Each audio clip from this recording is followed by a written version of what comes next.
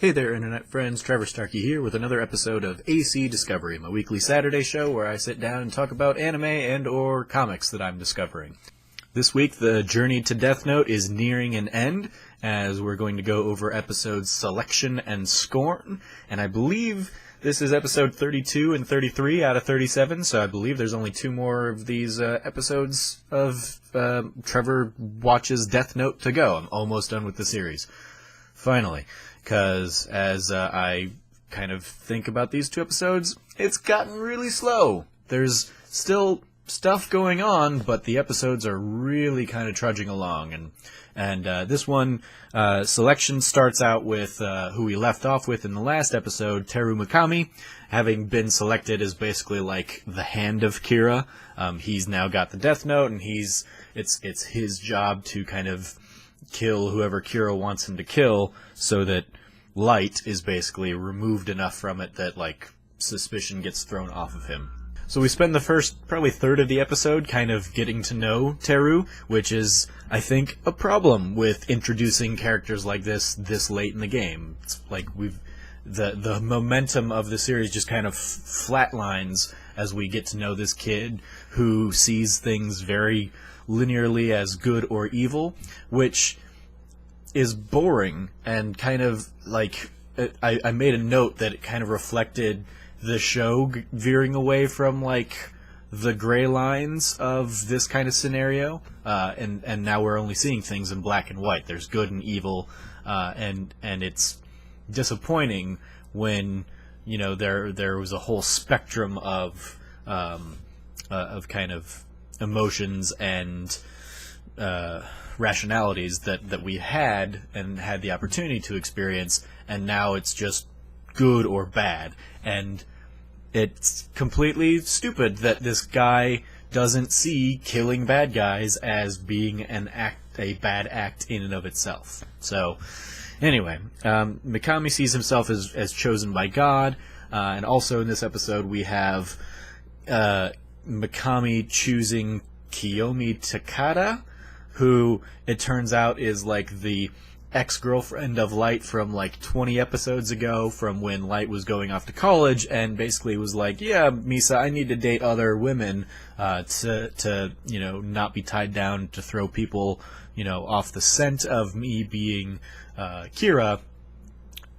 Comes all the way back around, and Kiyomi Takada, big national broadcaster now, 3-4 years later, however far along we've gone in the story's narrative, and she's been chosen to be the new voice of Kira. So we've got kind of Mikami as the hand of Kira, Light being Kira, and then Takada here being the voice of Kira, presenting what Kira wants to the masses.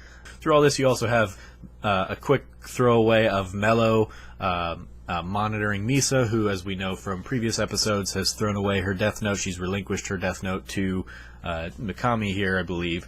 So she doesn't remember any of the Death Note stuff. She doesn't remember any of the Shinigami, so that's kind of a dead end for Mello, maybe. But I imagine they've got to have Mello there for a reason, so maybe it'll come back into play in the next few episodes. And the big thing we get at the end of this episode is Light meeting up with Kiyomi Takada, and kind of using the fact that they have a past together and had a bit of a relationship to kind of come out to her and say, I'm Kira.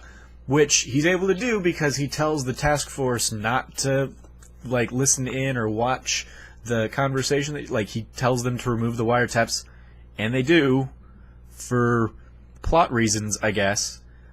Which, if people are suspecting that he's still Kira, or that he's not on the up and up, I don't get why they go ahead and allow that. No questions asked. It's terrible. It's a big old plot loophole kind of thing.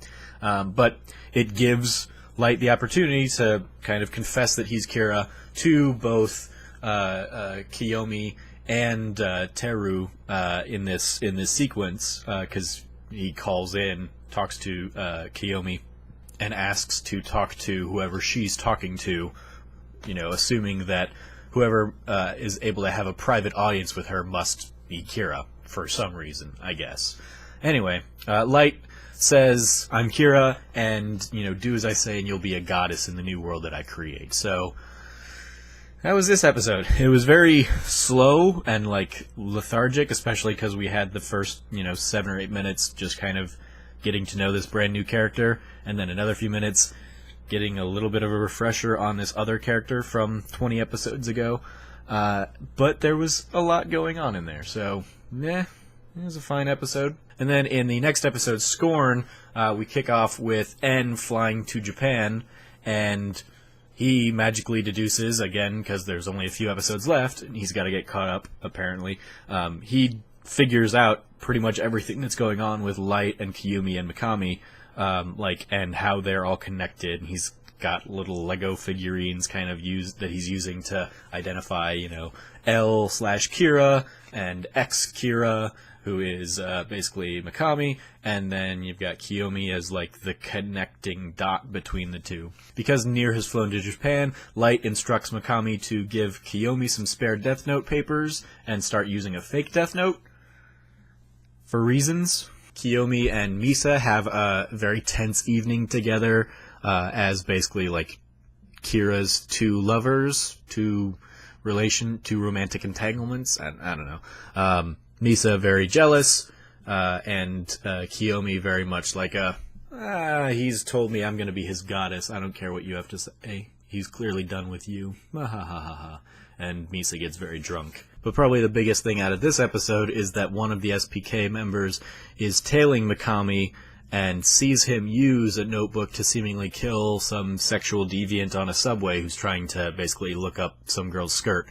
And we saw in kind of the flashback stuff with Mikami in the past that he was bullied a lot as a kid, and so I think he's got kind of a soft spot for the people being bullied, and in this case a woman being bullied on the subway, and so presumably he kills him. Looked like he killed him. Looked like it wasn't him using the fake Death Note to kill this guy. So I'm curious if this could be what ends up in this final end game of cat and mouse, if this kind of chips away at Light's plan. You've got Mikami, who is happy to do Kira's bidding, but he also has his own agenda and his own baggage that he's bringing to the table, and him going off of script for Kira's, plan could help be the downfall of Kira. We shall see. So those are my thoughts on these 2 episodes of Death Note. As I said, only 4 episodes to go, so I'm nearing the end. I don't know if I'll try and, cram them all into one session for next week or still do them as kind of 2 and 2. But we are nearing the end of Death Note, and it's about time. I kind of agree with the sense that it kind of wore out its welcome a little bit. And I'm just kind of going through the motions at this point, waiting for it to be done. That was very much what I felt like watching a lot of today's episode. Was just I'm just going through it because gotta finish it. Just gotta finish it. But now I want to get back to play Destiny. So that's what I'm going to go do. So let me know what you think about Death Note in the comments below. And as always, I've been your host, Trevor Starkey from TrevorTrove.com. You can follow me at SnarkyStarkey on Twitter. And until next time, from here at the Trove, treasure your friends.